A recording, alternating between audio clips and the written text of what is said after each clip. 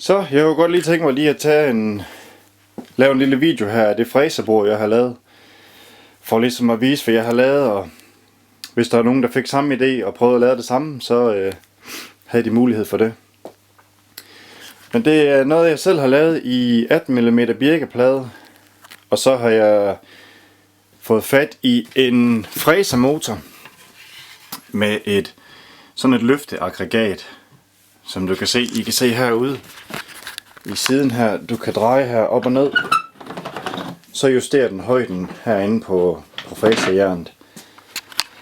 Så det er lidt nemmere end at have en overfræser under et bord, man skal ned under bordet og justere.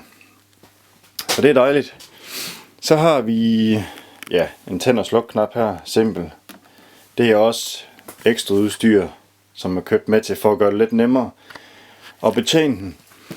Og så har jeg så bare lavet diverse skuffer til forskellige ting, værktøjer. Herover til jern, fræsejern. Det er som en, der skal bores nogle huller i her, så man kan sætte fræsejern ned i. Og så har jeg nogle skuffer til forskellige fræsejern, værktøjer, dominofræser hernede. Og så en håndoverfræser her, det er jo simpelthen bare, så har jeg et sted at opbevare det. Og så har jeg lavet en fin aluminiums skinne her i, som kan bruges til en slæde, kan man sige. Jeg har en slæde hernede i skuffen, som I kan se dernede bagved der. Det er fint til småting, hvis man skal lave nogle gæringer eller et eller andet.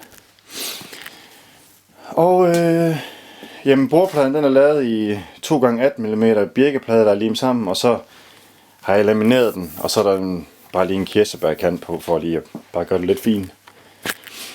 Og så har jeg det her land her, som jeg selv har lavet. Og den er delt i to her, som I kan se, man kan glide frem og tilbage, når man sætter forskellige størrelser jern i. Man kan se her, der har jeg bare lige sådan 10 mm jern i, tror jeg det er. Og så hvis man får større jern i, så kan du ændre hulstørrelsen her.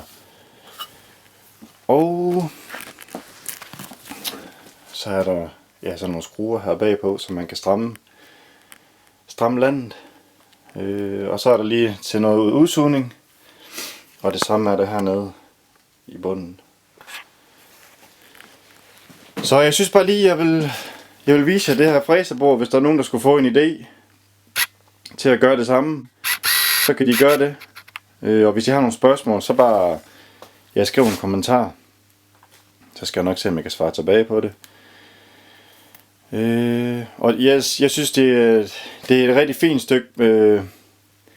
stykke værktøj til, når man har et lille værksted, som jeg har her. Og så især montere den på hjul, hvor den er nem at flytte rundt med. Og så gør den det arbejdet meget nemmere end en overfræser op under et bord, som du skal ned og justere og sådan noget. Der kan du tage træet til værktøjet i stedet for værktøj til træet, som der gør mange ting nemmere. Og den tager både 6 mm jern og 12 mm jern.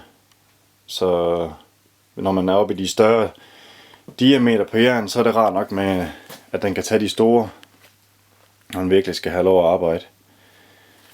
Så det var bare lige en lille tur, om du vil, på mit fræserbord.